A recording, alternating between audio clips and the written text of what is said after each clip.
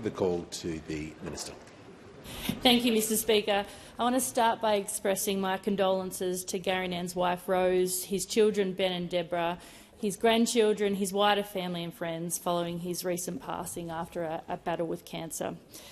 As a current member for Eden-Monaro, I know Gary Nairn was a popular and respected advocate in our community, and that was evident through a range of community members who commented on social media following his passing.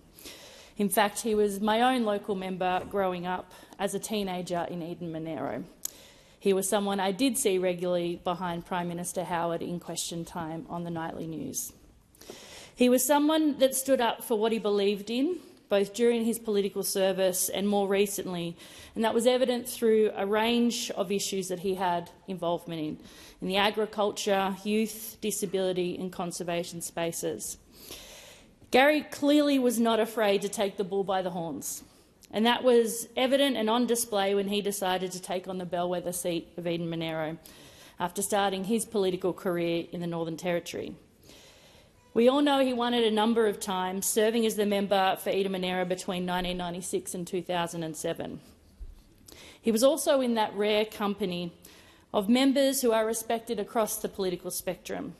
And in true Eden-Monaro form, regardless of where our community sits on the political spectrum, there have been a great expression of sadness of Gary's loss to our community.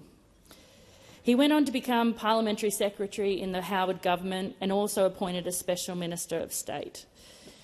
He headed the government's inquiry in the 2003 Canberra bushfires, finding that one-size-fits-all approach to natural disasters just wouldn't cut it.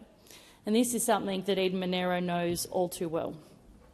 After politics, he remained involved in our region through numerous community organisations and activities, and was appointed as an officer in the Order of Australia in 2015 for his work.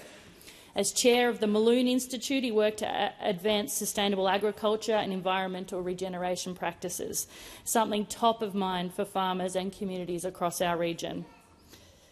His strong passion for strengthening our environment also saw him as a director of the Biodiversity and Conservation Trust of New South Wales. And in 2018, he became the National Chair of the Duke of Edinburgh Awards Australia, with a particular focus on empowering more kids from the regions to have a crack and to reach their potential. He was committed to tackling disadvantage across all forms of life and to building a stronger and more sustainable future, and he demonstrated this every day in this place as member for Eden-Monaro and in the many years since that time. He was approachable, he was community-driven, and he was respected across the political spectrum.